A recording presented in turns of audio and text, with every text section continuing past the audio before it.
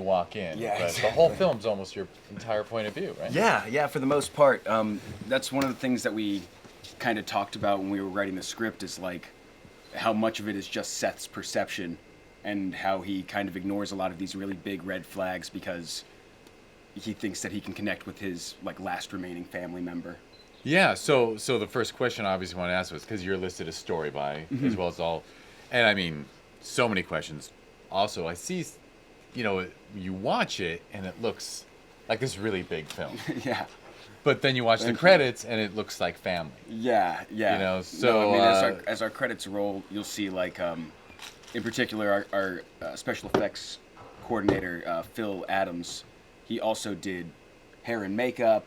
He was doing set dressing, and everyone was doing multiple. So it's actually a jobs. really small team. Yeah, behind this. about 15 of us. 15 people in an incredible mansion in Connecticut. Yeah, we were able to stay on that location. Our shoot process was about 10 days, so it was really tight, but it was really fun. Yeah, everyone just had to work at full capacity. It was great. And you got it done. Yeah. But so you were involved right from the get-go with story. Yeah, totally. Eric and I, we met working on a TV show, The Cobblestone Corridor. Have a couple of Cobblestone Corridor people here. No, Nick Moss. And while we were watching the Cobblestone Corridor premiere, we had been talking about a script that we wanted to write that was going to be a single location with just a couple of actors. And we started kind of forming this idea, and we knew that we wanted Nick Tucci to come into it, the guy who plays Richard for most of the movie. We had worked with him before and knew that he was just super creepy, and there was there's just like a lot of really good stuff that you could perceive from just from his bone structure, just from like his face. Absolutely. There's a lot of like distrust just from the. Just like he's naturally likable and sort of everyman, and Sure. and he could be part cybernetic. Yeah, totally. Yeah, totally. Yeah. He could be part cybernetic. And that's one of the things that we really like when we reveal that Nick is an actor, that he's just basically just been cast off of Backstage, and he was our main antagonist for so long, and then he just kind of inconsequentially dies, and and really no one cares except your character. yeah, nobody cares. Yeah, They're And then- just like it was like a bug got stepped on. Yeah. Which, And then, as you know, knowing that when you watch a movie again, if you watch the movie again, you see him as an actor kind of going off script, and seeing Catherine, who plays Abby, kind of keeping him in line because he's her employee. So she has to kind of, in this way where she's not really giving it away, she has to, in the dinner scene, for example, she reaches to him and she says, "Just let him eat his dinner. You're not helping." And she's basically saying to him, like, stop going off script. You're pushing it away. You're messing up this, experiment on the first night. absolutely, and I can vouch for that, as I've seen it now more than once, the whole from start to finish. When you watch it the second time and the whole thing, it plays very different. Yeah. Yeah. Totally. But I wanted to ask, so you just, the team, this creative team, Yeah. said, okay, let's shoot a single location feature. Yeah. And then you started working on story ideas to make that interesting. Yeah, exactly. We had we knew that we wanted to do it within our budget to keep it a small cast and keep it a single location. And then we started working on the script. The location was kind of in flux, and then when this place came onto our radar, everything just kind of lined up, and we had a brief period of time where we were able to use this property. And so everyone was just really on board and jumped right in. Yeah, I mean, it's impressive to get that in 10 days. Yeah, thank you. Yeah, it was definitely. And your camera team, your DP. Yeah, and Thompson Wynn, he's Gaffer, incredible. The lighting Yeah. throughout. I mean, you do a lot at night, which Yeah. is hard to make look good. Oh, 100%. And I think it looks good all the time. Thank you. And inside, the interiors, there's always depth to the lighting. There's always something lit deep. Of course, you have this amazing property to work with. Yeah, absolutely. But the team, everybody on our team, every piece that they added really stepped up the entire project. Yeah, you can tell every scene, every frame, they cared. Yeah. They cared. Absolutely. There's no throwaways in this. Yeah. Thank you. Well, here, let me open it up to your dear audience. Any questions? Yeah. Thank Ask you all for being here questions tonight. By the or way, comments. it's a pleasure watching it with all of you. wish we had these couple of rows at all of our screenings. You guys are They laughed Yeah, a lot great more laughter. than. Let me Love tell you it. something. When you watch this Love alone it. on a computer, you don't laugh that much. yeah. From the get go, you're feel like your character Seth, like you're just uneasy. Yeah. You're like, and his fear of his near running, Yeah. That was is, one of the things that you're kind of rooting for him to escape. Yeah, but in a weird way, we need to fight that. We need to keep him there by having these brief moments where Nick is going, I'm sorry, I really messed up. How can I make it up to you? You're the only family that I have left. Things like this. But when we were talking about how we kind of wanted it visually, aesthetically to play, Thompson, our DP, he said he wanted to make the audience feel like a voyeur. That there were, especially in our dinner table scene, that they're sitting at that fourth seat at the table and they're watching a family dynamic unfold that they really shouldn't be watching, and it is supposed to make you very uncomfortable. That works. I didn't notice myself, but absolutely, yeah. And then to find out, I mean, you watch it the second time and you realize just how mentally ill the brother really has to be to put his only living brother through that. Yeah. Wow. I mean, you think Richard 1 is sadistic. Mm. See, Richard 2 is way more sadistic. Yeah. Yeah. Although, and did you guys cast him just because he looks like your brother? That was part of the. Yeah, I that mean, was part because of the reason. that's so convincing. Yeah. Like, it gives it away to the audience right away. Yeah. Your guy is drunk and just watched someone die. So Yeah. I get him not catching it. But I was like, oh my God, it works. Yeah, we actually, when we were, Nick and Fran went to Yale together. They got their undergrads together. And so when we were talking about casting that part, Nick started sending us screenshots of things that I had done and things that Fran had done side by side, where we both had the same, like, scruffy hair and beard. And he was like, look, this guy, he looks like his real brother. It's like, I look like his brother as far as the movie is concerned until we see Fran. And then you're like, oh, that makes sense. Like, we buy that they're brothers in the movie world. But when we see Fran, it's like, oh, they could actually be brothers. Very much, yeah, because movie world brothers, totally different. Yeah, totally different level. The of, actor hired to play his brother. Yeah.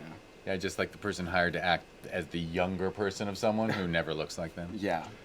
But, so comments? There we go. I noticed that a couple of the scenes, especially the dinner table scene, was like a one take, Yeah. which is awesome and hard to do, but impressive. And I'm just curious how much rehearsal time that y'all had Sure. beforehand. Yeah. It was. Yeah, we had a lot of longer, like, one take shots in this. We had planned that out and kind of rehearsed these scenes a little bit more like a play to try to get the tempo down right. And it was one of the ways that we were able to kind of cover more pages in a day, logistically speaking, to produce it. But it was also a good way to kind of not be able to cut away, not be able to break the tension. Yeah, it was. So I mean, that was planned. Like, Yeah, absolutely. no, Yeah. This is what we want to do, but you still probably got your coverage, but like. Yeah, we ended up. No, We actually shot this. This was our last angle to shoot for it. So as we were getting set up for it, we were looking at all the. It wasn't until we were looking at all the footage in editing that we were looking at that scene, going, "There's not really a time to cut. There's not really a time where we should punch in and give the audience like an escape from this. Let's keep it awkward." Yeah. Keep it off. Yeah. You did. And kind of just watch the dynamics change, because in that same scene, you'll have a dynamic shift from, like, a son going home to visit his parents at college, from college, and he's got a dad who doesn't approve of his career choice and a mom who's trying to coddle him a little bit. But in the same scene, you'll have all of a sudden these two brothers who are competing for the attention of Catherine, of Abby. And so the dynamic is kind of shifting constantly. Yeah, so it kind of keeps you on your heels. And the childish games for brothers to play. Yeah. I mean, I've never even seen Chubby Bunny before, but I'm actually dying to play it. That's like, that was such a funny scene. Like, whose idea was that anyway? I mean, like, the Chubby Bunny, I'm like, I remember doing that in elementary school. Yeah, I never did it growing up. I never knew Chubby Bunny. But we knew that we wanted to do games. We were like, we want to do Sharks and Minnows. We wanted to do we wanted to do flashlight tag for our final game because we knew it could be really creepy. And we were trying to think of like a good, funny game to kick it off with, and apparently this is a pretty popular game at like summer camps. I didn't go to summer camp, but yeah, it's a super bizarre, it's a super bizarre scene, and it's like a good fun way to start the competitive, the kind of competitive vocabulary while still keeping it fun and like telling the audience that it is okay to laugh at this weirdness here. How many takes that scene? We did Chubby bunny takes. Chubby bunny takes. We did, yeah, maybe like 500 or so. Nah, maybe 10. The drooling moment, yeah, yeah. There were extra We laughs caught for that. Yeah. Yeah, that was real. It was real on camera. Yeah, that was a really fun scene to shoot. That's actually the very last thing that we shot before we wrapped. We had, yeah, it was about 4 a.m. when we started shooting that scene, and the sun was coming up at 6:15. So we started like working. Okay, get all of our coverage. We, yeah, it worked. It worked out well. It was a really fun, bizarre scene to play. Yeah. Whose dog was it? That's my dog. That's your dog? Yeah, that's my dog. Yeah. That's why the dog responded to you most. Yeah, That was exactly. sweet. There's a couple times you see the dog when you see Fran, the Richard 2.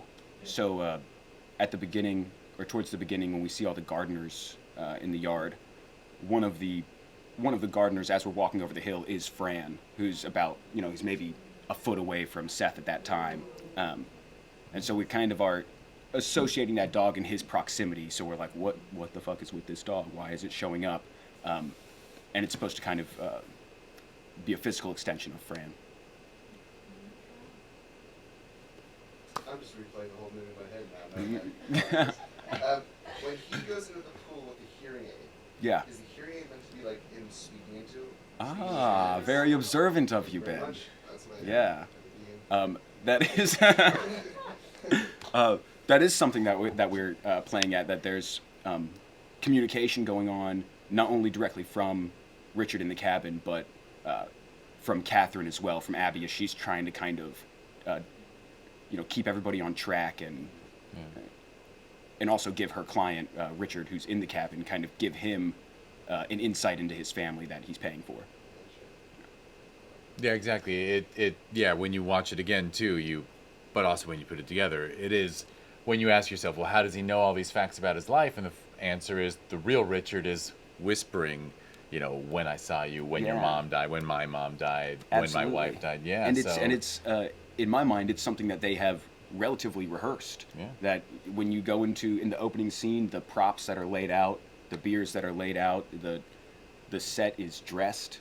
He has a bottle opener and a pen, and he's ready to sign the NDA, and everything's in place. Yeah.